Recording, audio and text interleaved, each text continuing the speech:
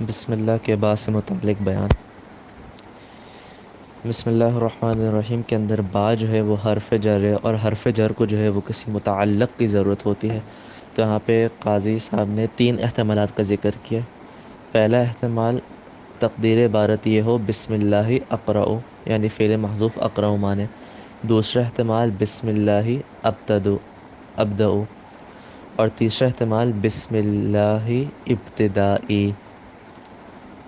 ان 3 احتمال کو ذکر کرنے کے بعد جو ہے وہ قاضی صاحب ترجیح جو ہے وہ دے رہے ہیں پہلے احتمال کو، بسم اللہ اقرأ،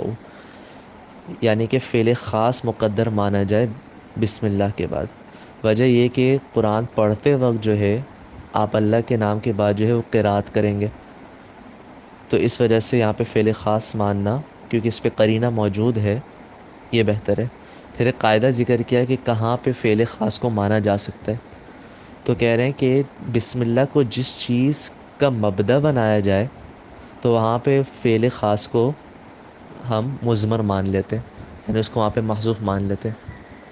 اگر مثال کے طور پہ میں کھانے لگا اور میں بسم اللہ پڑھ رہا ہوں، تو ظاہر ہے کہ میرا فعل جو ہونا ہے وہ فعل عقل ہونا ہے، تو یہاں پہ ہوگا بسم اللہ آکل۔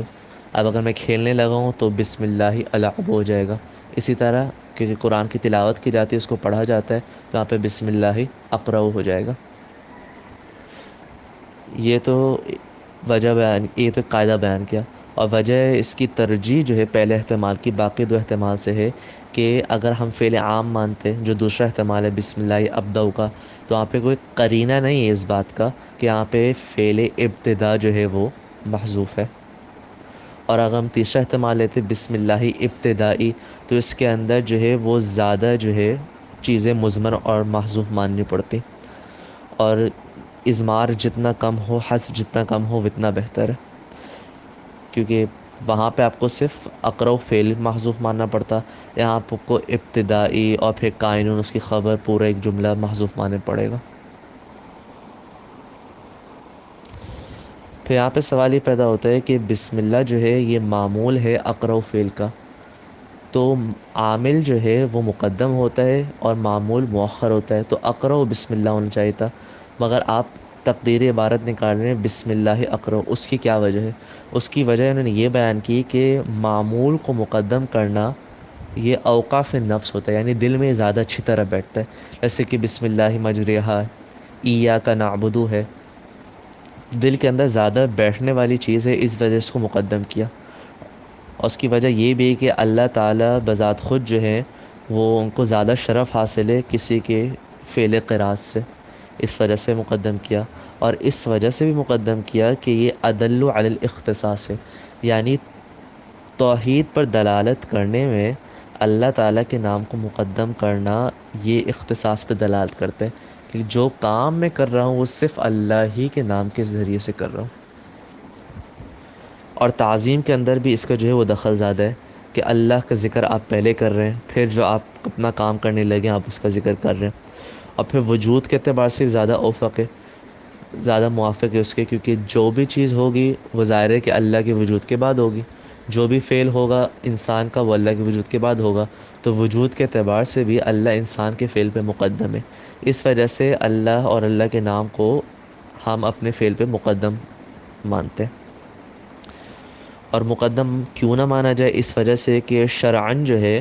جیسا کہ حدیث کے اندر آتا ہے کل امر ذی بال لم یبدا فیہ ببسم اللہ فہو ابتر، کہ جو کام بسم اللہ سے شروع نہ کیا جائے وہ ناقص ہوتا ہے۔ گویا کہ اللہ کے نام کو ہم اعلیٰ بنا رہے ہیں فعل کے شرعاً درست ہونے کو، تو اس وجہ سے اعلیٰ جو ہے وہ مقدم ہوتا ہے فعل پر، کہ اعلیٰ کے بعد جو ہے وہ فعل وجود میں آیا کرتا ہے۔